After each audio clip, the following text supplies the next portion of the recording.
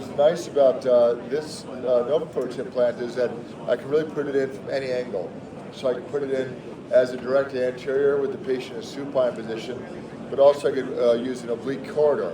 So I've got an oblique holder for it, and so I can really put it in from the lateral corridor, the anti-psoas corridor, or anteriorly.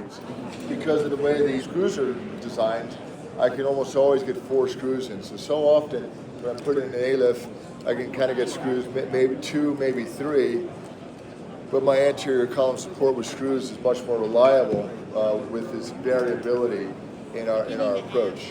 So I was just to take a few minutes and show some cases with my experience. I think I've done a total now of about 40 cases, maybe 80 levels or so on average.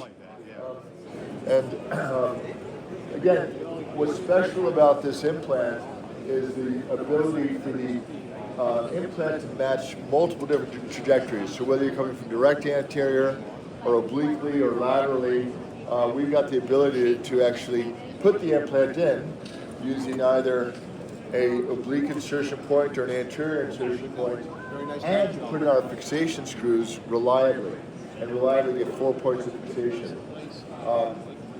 The implant sizing is also interesting because I think so often when we think about how we ask for our implants in the operating room, we tend to say, well, 12 millimeters anterior height, 14 degrees. And to me that never makes sense. Really, I want to focus on a posterior height. What I'm trying to do is get some posterior inner body height. I'm trying to really optimize the indirect decompression.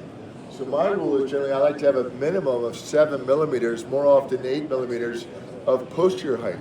And I'll actually work my release of that inner body space until I'm able to get that posterior base distraction. Oftentimes actually taking down the PLL in my ALIFs. But I really like to get at least 7 millimeters of inner body height.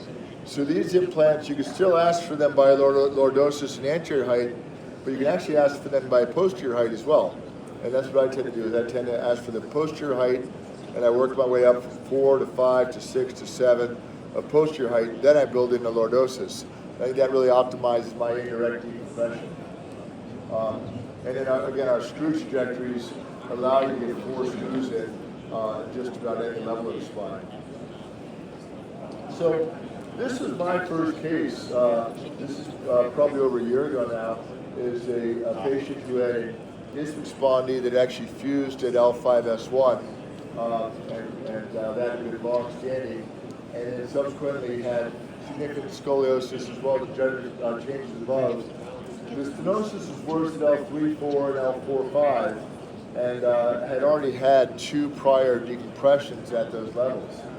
So in this case, I went ahead and went anteriorly, and I went from L2 to L5 anteriorly. The 5-1 you see very high pelvic incidence, high sacral slope, that was already fused.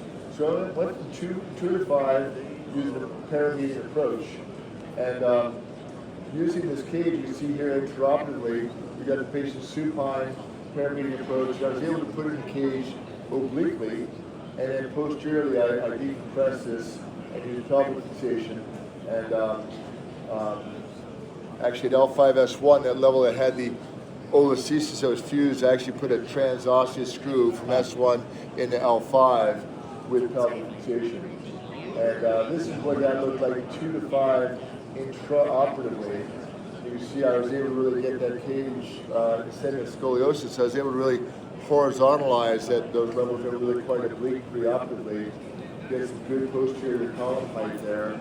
In deformity, oftentimes I'll just fix the cage to one end plate because I do a lot of work by facetectomies in the back, so I get further sagittal plane correction as well as coronal plane correction with the facetectomy. So in most of my cases, you'll see I'll have only 2 screws.